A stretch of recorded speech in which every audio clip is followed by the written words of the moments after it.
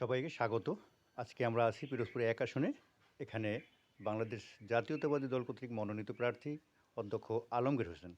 আজকে আমরা তার সাথে কথা বলবো। আমরা জানবো তার এই মনোনয়ন প্রাপ্তির বিষয়ে, তার প্রত্যাশা, জনগণের জন্য তার প্রতিশ্রুতি এবং আগামী দিনের পরিকল্পনা সম্পর্কে। ধন্যবাদ। আসলে দল আমাকে বিবেচনায় নিয়েছে পিরোজপুর ১ আসনের ধানের শীষের প্রার্থী হিসেবে। আমি কৃতজ্ঞতা জানাই শহীদ জিয়া পরিবারের প্রতি, বিশেষ করে আমার নেতা জনাব তারেক রহমানের প্রতি। আমার মা বেগম খালেদা জিয়া, যিনি আমাকে স্নেহ করতেন সন্তানের মতো করে। মা আজ অসুস্থ।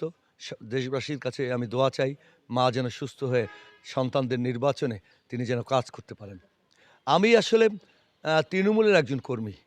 এই তৃণমূলের মানুষের সাথে আমার দীর্ঘদিনের থাকার অভ্যাস, তাদের সাথে ওঠা বসা করা। এই নমিনেশন এটি আমার নয়, এটা তৃণমূল নেতাকর্মীদের একটি সাফল্য যে তাদের প্রতিনিধি, তাদের মধ্যে থেকে একজন রিক্সা চালক যে বিএনপি করে তারও আমি যেমন প্রতিনিধি, একজন মধ্যবিত্ত, নিম্নবিত্ত, উচ্চবিত্ত মানুষের আমি প্রতিনিধিত্ব করি। আমি এই সমস্ত মানুষের সাথে ওঠা বসা করেছি যুগের পর যুগ। ছোটোবেলা থেকে আমার পারিবারিক শিক্ষা, রাজনৈতিক শিক্ষার মধ্যে থেকে আমি বড় হয়েছি।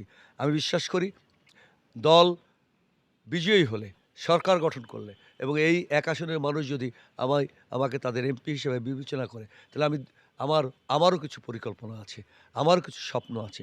এই স্বপ্নের মধ্যে দিয়ে প্রথম স্বপ্ন হলো আমি মানুষের কর্মসংস্থান, আর ঢাকা নয়, এই অঞ্চলেই যেন মানুষ তার কর্মসংস্থান খুঁজে পায়। একটি অর্থনৈতিক জোন তৈরি করা, সেখানে গার্মেন্টস থাকবে, সেখানে সেই পাটকল থাকবে, যেখানে আমাদের এই অঞ্চলের মানুষ, কর্মক্ষম মানুষগুলো সেখানে কাজ করতে পারবে।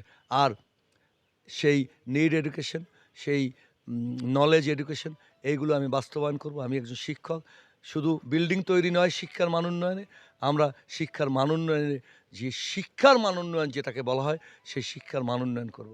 এটাই আমাদের প্রত্যাশা, এটাই আমাদের কাজ।